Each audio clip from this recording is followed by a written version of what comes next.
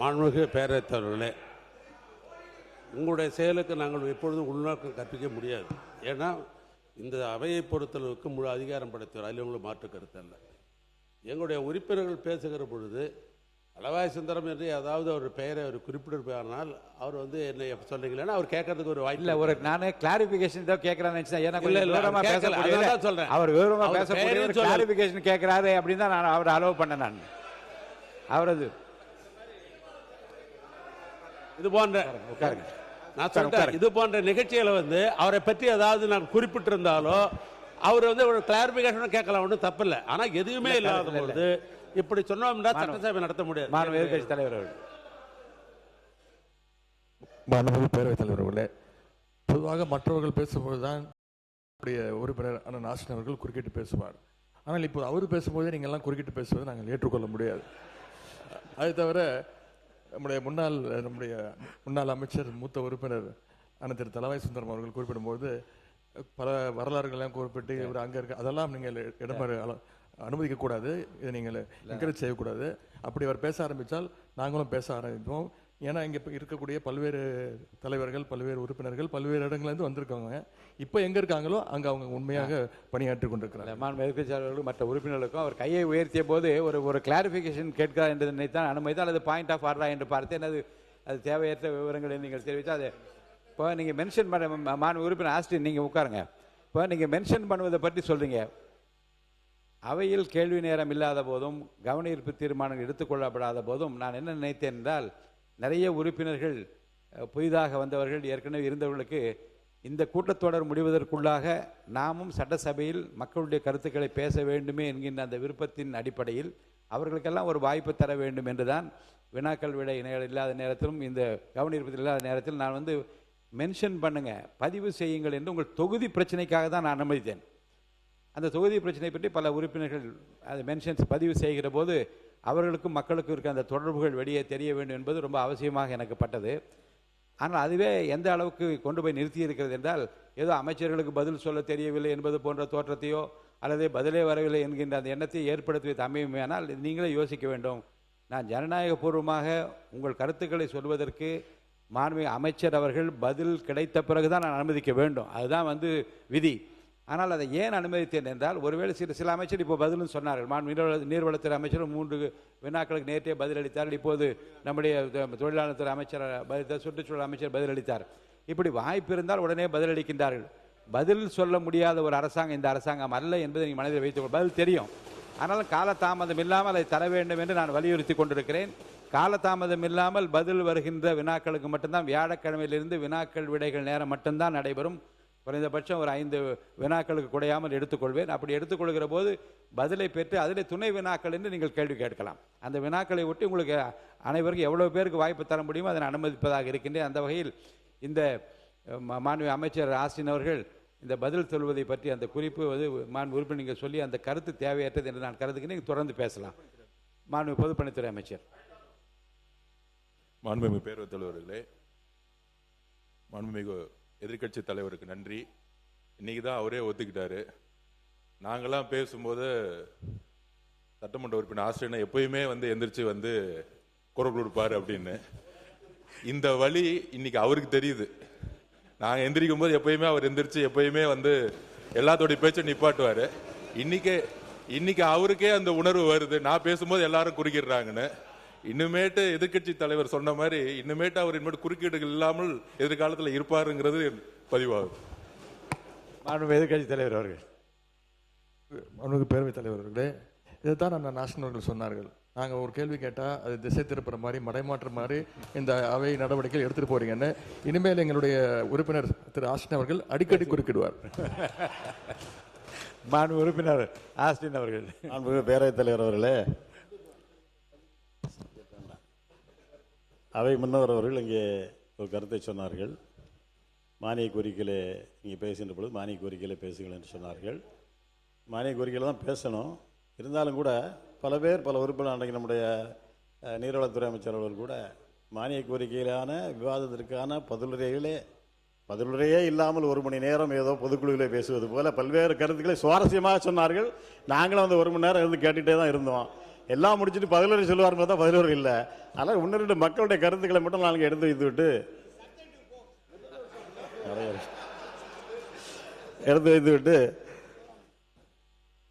இந்த அவையினுடைய கவனத்தை ஈர்த்து விட்டு நான் போகிறேன். ரெண்டாவது, மாண்புமிகு பேரவைத் தலைவர் அவர்களே, நிறைய விட்டுட்டேன், முக்கியமான என்ன நீங்கள் குறுக்கிடுவீங்க. இந்த அவையை பொறுத்தவரையில் 234 உறுப்பினர்களை உள்ளடக்கிய ஒரு அவை இது. 227 பேர் இருக்கும் உள்ளடக்கிய அவை இது. ஆனால் இன்றைக்கு இருப்பது 227 பேர் இங்கே இருக்கிறார்கள். ஒரு தொகுதி நம்முடைய மாண்பு முதலமைச்சர் அவர்கள் 2 தொகுதிகளை போட்டியிட்ட காரணத்தால் ஒரு தொகுதியை அவர் ராஜினாமா செய்து விட்டார். அதுபோக 6 உறுப்பினர்களுடைய பணி இடம் இங்கே இன்றைக்கு காலியாக இருக்கின்றது. 6 உறுப்பினர்கள் பதவியேற்ற 1 மாதத்திலே தங்களுடைய பதவியை ராஜினாமா செய்து விட்டார்கள். என்ன காரணம் என்பது இன்று முழுமையாக வெட்ட வெளிச்சமாக யாருக்கும் தெரியவில்லை. ஆனால் அவங்களுடைய விருப்பம், ஆனால் மக்களுக்கு தெரிகின்றது. இல்லை, என்னுடைய கோரிக்கை என்னன்னா, இந்த 6 தொகுதிகளுடைய மக்களுடைய குரல் இந்த அவையிலே இன்றைக்கு முடக்கப்பட்டிருக்கின்றது. அவர்களுக்கு குரல் கொடுப்பதற்கு இன்றைக்கு ஆள் இல்லை. கிட்டத்தட்ட 3 மாத காலம் ஆகிவிட்டது. ஒரு தேர்தலிலே போட்டியிடுவது, வெற்றி பெறுவது எவ்வளவு சிரமம் என்பது எங்களுக்கெல்லாம் தெரியும். 1 மாத காலம் கடுமையாக அந்த 6 உறுப்பினரும் அங்கே பணியாற்றியிருப்பார்கள். மக்கள், வாக்களித்த மக்கள் 60 வயது 70 வயது 80 வயது தாண்டியவர்கள் எல்லாம் நடக்க முடியாத அளவிலே கூட அந்த வாக்குச்சாவடிக்கு வந்து இவருக்கு ஓட்டு போட வேண்டும், இவர் ஓட்டு போட்டால் இந்த தொகுதி மக்களுக்கு நமக்கு பல்வேறு நன்மைகள் கிடைக்கும் என்ற ஒரு நம்பிக்கை, அந்த நம்பிக்கையின் அடிப்படையில் தான் அவர்கள் வந்து அங்கே வாக்களிக்கின்றார்கள். ஆனால் இன்றைக்கு அவருடைய நம்பிக்கையெல்லாம் இன்றைக்கு பொய்த்து போய்விட்டது. அதுபோல் வெற்றி பெறக்கூடிய நேரத்தில் மிகப்பெரிய ஒரு களிப்பு இருக்கும். அந்த சட்டமன்ற உறுப்பினருக்கும் சரி, அவருடைய குடும்பத்தாருக்கும் சரி, அவருடைய நண்பர்களுக்கும் சரி, தொகுதி அவருக்கு வாக்களித்த தொகுதி மக்களுக்கும் மிகப்பெரிய மகிழ்ச்சி, மிகப்பெரிய கொண்டாட்டம் இருக்கும். 5 ஆண்டு காலம் இந்த எம்எல்ஏ பதவி என்ற ஒரு மிகப்பெரிய ஒரு அந்தஸ்து, ஒரு மிகப்பெரிய மரியாதை, இதையெல்லாம் ஒருவர் இழந்துவிட்டு வெற்றி பெற்று பதவியேற்ற ஒரே மாத காலத்திற்குள்ளாக ஒரு கூட்டத்தொடரை கூட கலந்து கொள்ளாமல் பதவியை ராஜினாமா செய்கின்றார் என்று சொன்னால் இதை விட பெரிய ஆதாயம் கிடைத்தால் தான் பண்ணுவாரே தவிர சாதாரணமாக பண்ண மாட்டார். அப்படி நீங்க பேசலாம். மாண்பு உறுப்பினர், முதல்ல வந்து அவருடைய விலகல் கடிதம் விதிகளின் முறைப்படி ஏற்றுக்கொள்ளப்பட்டு இப்போ வழக்கு மன்றத்தில் வழக்கு இருக்கிறது. தேர்தலை எப்போது நடத்த வேண்டும் என்பதை பற்றி தேர்தல் கமிஷன் தான் முடிவெடுக்க முடியாது. நான் வந்து பேரவைத் தலைவர் நான் முடிவெடுக்க முடியாது, நீங்களும் முடிவெடுக்க முடியாது. அது தேர்தல் ஆணையம் எப்போது முடிவெடுத்து தேர்தல் நடந்தாலும் மக்கள் பணி ஆற்றுவதற்கு நிச்சயமாக அந்த யார் அங்கே வெற்றி பெறுகின்றால் அவர்கள் அது தயாராக இருப்பார்கள். உங்களை பொறுத்த வரைக்கும் இந்த விவாதத்துக்குள்ளே போகாமல் மற்ற கருத்துக்களை மானிய கோரிக்கை ஒட்டி பேசுமாறு நான் கேட்டுக்கொள். மாண்புமிகு பொதுப்பணித்துறை அமைச்சர் அவர்கள். மாண்புமிகு பேரவைத் தலைவர்களே, சட்டமன்ற உறுப்பினர் பதிவு செய்தார். 6 எம்எல்ஏ தொகுதி வந்து வேக்கண்டாக இருக்குது. அந்த மக்களுடைய குரலை வந்து கேட்பதற்கு யாரும் இல்லைன்னுங்கிற ஒரு பதிவு பண்ணார். மாண்புமிகு முதலமைச்சர் அமைச்சர்களை ஒவ்வொரு மாவட்டத்திற்கும் ஒரு ஜிஓ போட்டு ஆல்ரெடி அப்பாயின்மெண்ட் பண்ணியிருக்காரு. ஒவ்வொரு மாவட்ட அமைச்சருடைய பொறுப்பு அந்தந்த மாவட்டத்தில் கூட அனைத்து சட்டமன்ற உறுப்பினர் தொகுதியை வந்து எல்லா பிரச்சனையிலும் கேட்டு உடனடியாக நடவடிக்கை எடுக்கிறது தான் மாண்புமிகு முதலமைச்சர் ஆல்ரெடி அப்பாயின்மெண்ட் பண்ணியிருக்கிறார்.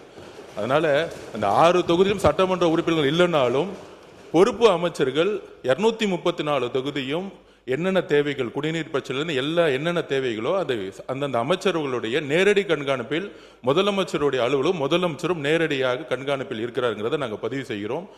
திருப்பியும் அவர் அரசியல் பக்கமே வந்துட்டு இருக்காரு, மானிய கோரிக்கை விவாதம் பக்கம் வரமாட்டேங்கிறாரு. சொல்லிட்டேன். மாண்பு எதிர்கட்சி தலைவர் அவர்கள். பேரவைத் தலைவர்களே, இந்த பொறுப்பு அமைச்சருங்கிறது எல்லா அரசுலையும் எல்லா முதலமைச்சர்களும் எடுக்கக்கூடிய நடவடிக்கை தான். என்னுடைய சட்டமன்ற உறுப்பினர் கேட்பது, அந்த 6 சட்டமன்ற உறுப்பினர்கள் எந்த ஒரு கூட்டத்தொடரில் கூட கலந்து கொள்ளாமல் தன்னுடைய பதவி ராஜினாமா பண்ணிட்டாங்க. யாரையும் அவர் குற்றம் சாட்டல, அது மக்களுடைய முடிவுக்கு அவர் விட்டு விட்டார். மாண்பு உறுப்பினர் ஆஸ்டின், மாண்பு அவை முன்னவர் அவர்கள். மாண்பு பேரவைத் தலைவர்களே, 6 சட்டமன்ற உறுப்பினர்களை பற்றி இங்கே ஆஸ்டின் அவர்கள் இங்கே குறிப்பிட்டார்கள். 6 சட்டமன்ற உறுப்பினருடைய குறைகள் என்ன இருக்கிறது என்பதை எங்களை போன்ற அமைச்சர்கள் அங்கே சென்று மக்களை கூட்டி மனுக்களை பெற்று அதற்கான நடவடிக்கை மேற்கொண்டு வருகிறோம் என்பதை நடக்கிறது. நீங்கள் இப்போ மட்டும் சொன்ன மட்டும் எப்படி நடந்துரு? மாண்புமிகு முன்னாள் முதலமைச்சர் எடப்பாடி கே பழனிசாமி அவர்கள். மாண்புமிகு பேரவைத் தலைவர்கள், ஒரு நாள்லாம் நடக்க முடியாது. எந்த அமைச்சர் போய் ஒரே நாளில் வந்து மக்களுடைய தொகுதி பிரச்சனை பேச முடியும்? எனக்கு ஒரு சட்டமன்ற உறுப்பினர் இருந்தால் தான் அவர்கள் வந்து அந்த தொகுதியில் போய் பார்த்து மக்களை பார்த்து மக்களுடைய பிரச்சனையை கொண்டு வந்து அரசுடைய கவனத்துக்கு கொண்டு வராங்க, அமைச்சருடைய கவனத்துக்கு கொண்டு வராங்க. பொறுப்பு அமைச்சர் என்பது ஒரு நாள் போவார், கொடுக்குற மனுவை தான் வாங்கி பரிசீலிக்க முடிய அந்த பொறுப்பு அமைச்சர் வந்து அந்த தொகுதியில் இருக்கின்ற மக்களுடைய பிரச்சனை முழுவதும் அறிந்து கொள்ள முடியாது என்ற அடிப்படையில் தான் அந்த சட்டமன்ற உறுப்பினர் தேவை. அவை முன்னவர் அவர்கள். மாண்புமிகு பேரவைத் தலைவர்களை விரைவாக தேர்தல் நடத்த வேண்டுமா எங்களுடைய ஆர்வம், அதிலே மாற்று கருத்து கிடையாது. அதிலே நாங்கள் வெற்றி பெறுவோம், அதிலேயும் மாற்று கருத்து கிடையாது. அத்தனை பேரும் வெற்றி பெறுவார்கள். மாண்பு எடப்பாடி கே பழனிசாமி அவர்கள். மாண்பு இது வந்து விவாதம் வேற மாதிரி போகுது, திசை மாதிரி போகுது. அதுதான் நான் சொன்னேன். வழக்கு இருக்கு. அதுதான் சொன்னேன். நான் தான் சொன்னேன் வழக்கு இருக்கு. இல்ல நான் தான் சொல்லிட்டேன் வழக்கு இருக்கு. என்னது? பேரவைத் தலைவர் அவர்களே வெற்றி பெற்ற பிறகு தங்களை சந்தித்து ஒரு மனு கொடுக்கின்றார். அந்த நிகழ்ச்சியிலே ஒரு சட்டமன்ற உறுப்பினர் பங்கு பெறுகிறார். அந்த சட்டமன்ற உறுப்பினர் அடுத்த நாள் ராஜினாமா பண்ண உடனே முதல் மாடியில போய் ஒரு வழக்கு மன்றத்தில் இருக்கிறது. இல்ல இதை பற்றி இந்த விவரங்கள் எல்லாம் வழக்கில் இருக்கிறது. இந்த நீங்க சொல்ற இந்த விவரம் வழக்கில் அதை பற்றி பேசுற அனுமதி இல்லை, அவைக்குள் நீக்குகிறேன். நீங்க சொல்ற ஒரு கருத்து இல்ல இல்ல இல்ல இல்ல இல்ல அப்படி இல்ல. நீங்க வழக்கு இல்லைங்க, வழக்கில் இந்த பிரச்சனை நீங்க சொல்லியிருக்கீங்க. இந்த வழக்கில் இந்த பிரச்சனை குறித்து இருக்கு இல்ல நீங்க இல்ல இல்ல அதெல்லாம் ஒன்றும் பாருங்க இல்ல இல்ல இல்ல இல்ல உணர்ச்சி வசப்படா இல்லைங்க, இல்ல உணர்வு இல்லைங்க, இல்ல உணர்ச்சி வசப்படாது. நிதானமா பேசுங்க, உங்க கருத்தை நிதானமா சொல்லுங்க. வழக்கு மன்றத்தில் இருக்கிறது. இந்த வழக்கு சம்பந்தமான விவரங்கள் அது வழக்கு சம்பந்தமான விவரங்கள் அதில் இருக்கிறது. இருங்க, வழக்கு முடிந்தவுடன் தேர்தல் கமிஷன் எப்போது தேர்தல் மாண்பு அவை முன்னவர் மாண்பு பேரவைத் தலைவர் அவர்களே, இருங்க மாண்பு பேரவைத் தலைவர் அவர்களே, இல்லை இல்லைங்க இருங்க. மாண்பு பேரவைத் தலைவர் அவர்களே குதிரை பேரம் என்றெல்லாம் பேசினார்கள். அருணுக்கு இருங்க இருங்க நான் சொல்லி முடிக்க வரைக்கும் இருங்க. மாணவர் பேசுங்க. உறுப்பினர் பேசுறா மாண்பு அவை முன்னவர் உட்காருங்க. மாண்பு பேரவைத் தலைவர் நான் சொல்லிடுறேன். நான்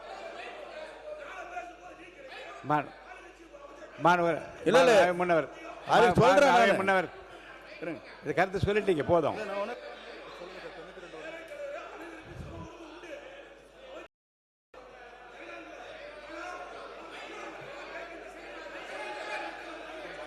உட்காருங்க, நான் சொல்லுறேன். உட்காருங்க. மாண்புமிகு அவை முன்னவரா பொதுப்பணித்துறை அமைச்சர் யார் பேசுறீங்க? யார்? அவை முன்னவர் கொடுங்க. நான் சொல்லிடுறேன். இல்ல மாண்பு பேரவைத் தலைவர்களே நம்முடைய உட்காருங்க. இல்ல இல்ல மாண்புமிகு பேரவைத் தலைவர் அவர்களே, நீங்க பெரிய கஷ்டப்பட்டு தெரியாத நாட்டுக்கு. ஆகவே இல்ல உட்காரு நான் உட்காருங்க. சொல்லுறேன். நான் ஒரே சொல்லிடுறேங்க. உட்காருங்க. அவர் பேரு என்ன? அவர் பேரு ஒரு பேர் சம்பத்குமார். மாண்பு பேரவைத் தலைவர் அவர்களே உட்காருங்க. மாண்பு பேரவைத் தலைவர் மாண்பு பேரவைத் தலைவர் அவர்களே, எங்களுடைய வேட்பாளர் அருண் வாபஸ் பெற்றார். அது குதிரை பேரம் இல்லையா? அவரை சேர்த்திருக்கலாம், அது குதிரை பேரம் இல்லையா? அவை முன்னவர் இருங்க, நான் சொல்ல உட்காருங்க. அவங்க மட்டும் பேசட்டும். நீங்க மட்டும் பேசுங்க. உட்காருங்க. இங்க வாங்க, உட்காருங்க. இங்க உட்காருங்க. அவர் பேசுறாரு பாருங்க, அவங்க உட்கார வைங்க. மாண்பு உட்காருங்க. இங்க பாருங்க. மாண்பு சட்டப்பேரவைத் தலைவர் அவர்களே, அவருடைய மனு தள்ளுபடி செய்யப்பட்டிருக்குது. யார் வாபஸ் எல்லாம் வாங்கல. அவர் முறையாக வேட்புமனு தாக்கல் செய்யவில்லை. அதன் மூலமாக அது இருக்கின்ற தேர்தல் அதிகாரி அந்த மனு நிராகரிக்கப்பட்டதா சொல்லிருக்காங்களோ, யார் வாபஸ் வாங்கல. அது குறிப்பா சொன்னா அப்போ வேட்புமனு பரிசீலிக்கும் போது திராவிட முன்னேற்ற கழகம் அதிமுக வேட்பாளருக்கு தான் அங்க எங்களுடைய எனக்கும் என எதிர்த்து போட்டியிட்ட திராவிட முன்னேற்ற வேட்பாளர் தான் பிரச்சனை ஏற்பட்டு இருந்தது. அவருடைய வேட்பாளர் பத்தி எல்லாம் அங்க பொறுப்படுத்தல. ஆக இதில் கூட இணைக்க கூடாது. ஆக அவை முன்னவர் பேசுறாருன்னா இருக்கின்ற கருத்து பேசினா பரவாயில்ல, இல்லாத கருத்து பேசினா அவை திசை திருப்பு போய் கொண்டிருக்கின்றது. ஆகவே இந்த நேரத்தில் சொல்வதெல்லாம் ஒரு கட்சியிலிருந்து தேர்ந்தெடுக்கப்பட்டவர்கள் எங்களோடு இருந்துட்டு இருக்கிறாங்க. திடீரென்று எப்படி வேறு கட்சிக்கு மாறுவாங்க? நான் எந்த கட்சியும் குறிப்பிடல. எப்படி போய் கட்சியில் சேருவாங்க? ராஜினாமா பண்றாங்க. சட்டப்பேரவை தலைவர்கிட்ட ராஜினாமா கடிதம் கொடுக்குறாங்க. ராஜினாமா பரிசீலனைக்கிறீங்க. அடுத்த முதல் மாடியில போய் சேர முடியும். நீங்க இல்ல இந்த விவரத்துக்கு போக கூடாதுன்னு சொல்லிட்டேன். ஏன்னா அது வழக்காடு மன்றத்தில் இருக்கு. நீங்க நடக்கிறது இங்க பேசி கோர்ட்டையும் பேச முடியாது. இல்ல ரெண்டு இடத்துல எப்படி பேச இந்த விதிப்படி நீதி விசாரணையில் இருக்கும் எந்த பொருள் குறித்தும் தம் கருத்தை சொல்லவோ அப்பொருள் குறித்து பேசவோ கூடாதுன்னு அனுமதி இல்லை. இருங்க, நீங்க கோர்ட்ல கேஸ் இல்லைன்னா என்ன வேணாலும் நான் பேச அனுமதிக்கிறேன். வழக்குல இதெல்லாம் சொல்லியிருக்கீங்க. கீழே என்ன இதுக்குள்ள விவரத்துக்குள்ள நான் போக அனுமதி இல்லை. இல்லைங்க, எந்த கட்சி இல்லை பேரு சொல்ல கட்சி விவரம் என்னன்னு சொல்றீங்களா? வழக்காட்டு மன்றத்தில் இருக்கிற பிரச்சனையில் இருக்கிற விவரத்தை சொன்ன பிறகு அப்புறம் எந்த கட்சி அந்த கட்சி என்றால கோர்ட்ல இல்ல. இப்ப நீங்க சொல்ல வந்த கருத்து ஒரு கட்சியில் வெற்றி இல்ல நான் அவர் நீங்க அதுக்குரிய பதில் உங்களுக்கு நீங்க சொல்லிட்டீங்க இல்லையா? பதில் சொல்லிட்டீங்க இல்லையா? மை கொடுத்துருங்க. மை கொடுத்த சொல்லியாச்சு. இவ்வளவு பேர் நீங்க நான் யாரை பேச விடுறது போய் வேற யாரையாவது பேச விட்டோமா? அவருக்கு பதிலா இப்ப எதுக்கு நிக்கிறீங்க எல்லாரும்? பொதுக்கூட்டமா இது? என்ன பொதுக்கூட்டமா இது? உட்காருங்க. உட்காருங்க. உங்க கட்சி வேலைக்கு வாங்க முடியாது கேக்குறேன். இது என்ன பொதுக்கூட்டம்? உட்கார சொல்லி எல்லாரும் என்னங்க உட்கார சொல்லுங்க. இருங்க உட்கார். இல்லங்க நீங்க உங்களை அனுமதிச்சு இல்லங்க, உங்களை பேசணும் அனுமதிச்சுட்டே இருக்கும்போது பின்னாடி நின்று குரல் கொடுத்து என்ன பொதுக்கூட்டமா நடத்துறோம்? இது அவை அந்த மாண்பை காப்பாத்துங்க. அதுக்குரிய மாண்பை காப்பாத்துங்க. உட்காருங்க. உட்காருங்க. எல்லாம் உட்காருங்க. எல்லாம் உட்காருங்க. எல்லாம் உட்காருங்க. நீங்க உட்காருங்க. எல்லாரும் உட்காருங்க. உட்காருங்க. திசை இதே நான் உட்காருங்க. உட்காருங்க. உட்காருங்க. எது அப்ப நான் விதியை பின்பற்ற ஆரம்பிக்கணுமா? நான் விதியை பின்பற்ற ஆரம்பிக்கணுமா? உட்காருங்க. எல்லாரும் உட்காருங்க. உட்காருங்க. உட்காருங்க. உட்காருங்க. உட்காருங்க. உட்காருங்க. உட்காருங்க. பாருங்க, மாண்பு உறுப்பினர் முன்னாள் முதலமைச்சர் எடப்பாடி பழனிசாமி அவர்களுக்கு நான் சொல்றேன், இது மாதிரி ஆகுமா ஆகாத என்பதை மக்கள் தீர்மானிப்பார்கள். ஏற்கனவே தீர்மானித்து விட்டார்கள். இருங்க. உட்காருங்க. உட்காருங்க.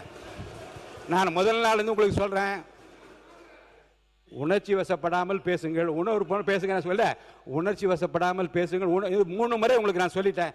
நான் சொல்றேன், எதற்காக வேகமாக இல்ல உங்கள் உடலை வருத்திக் கொள்ளக்கூடாது என்பதற்காக நான் சொல்றேன். அருள் கூர்ந்து சொல்றேன், அமைதியா பேசுங்க. நீங்க சொல்ல வந்த கருத்தை நீங்க அமைதியா சொல்லுங்க, நான் ஏற்றுக்கொள்ள தயாரா இருக்கேன். ஒண்ணுதான். இருங்க, ஒரு கட்சியில் வெற்றி பெற்றவர்கள் அவர்களாவே முன்வந்து ராஜினாமா செய்துவிட்டு வேறு கட்சியிலே சேர்கிற போது என்னென்ன சங்கடங்கள் சிரமங்கள் இருக்கு முதல் உரையில் நீங்க விளக்க. ஏங்க குறுக்க பேசுறீங்க? என்ன குறுக்க பேசுறீங்க? உட்காருங்க. என்னங்க இது? நான் உட்காருங்க. என்ன உட்காருங்க. உட்காருங்க. தெரியும். உட்காருங்க. தெரியுங்க. உட்காருங்க. எல்லாரையும் தெரியும். உட்காருங்க. இருங்க. இருங்க. ஒரு கட்சி தலைமைக்குரிய உள்ள உணர்வினை முதல் உரையில் நீ குறிப்பிடுகிற போது எவ்வளவு பேர் உழைச்சாங்க, 6000 பேர் வேலை செஞ்சாங்க, இவ்வளவு பேருடைய உழைப்பில் தான் ஜெயிச்சாங்க என்று உங்களுடைய உள்ள உணர்வுகளை எல்லாம் நீங்கள் நல்லா பதிவு செஞ்சீங்க. பதிவில் இருக்கு, நான் ஃபுல்லாக படித்து பார்த்தேன். ஒரு கட்சியினுடைய தலைமையிலிருந்து ஒரு விலகி போகிற போது ஒரு கட்சி தலைமைக்கு ஏற்படுகிற இழப்பு குறித்தும் வருத்தம் குறித்தும் நிறைய பேசியிருக்கீங்க. அதெல்லாம் குறிப்பில் இருக்கிறது. இப்போது இந்த பிரச்சனையில் உறுப்பினர் ஆஸ்டின் பேசிய பிறகு தேவையில்லாத விவாதங்கள் வளர்ந்து கொண்டிருக்கிறது. சொல்லி முடிச்சார். அவை முன்னவர் இருங்க. அது அவை முன்னவர் சொல்லி அவை முன்னவர் தவிர்த்திருக்கலாம். இருங்க. அவை முன்னவர் தவிர்த்திருக்கலாம். இருங்க, கொஞ்சம் இருங்க. வழக்கு மன்றத்தில் இருக்கிற எந்த மேற்கொண்டு அதிலே விவாதங்களை வளர்த்துக் கொள்ளாமல் இந்த பிரச்சனை இத்துடன் நான் முடித்து விடுகின்றேன்.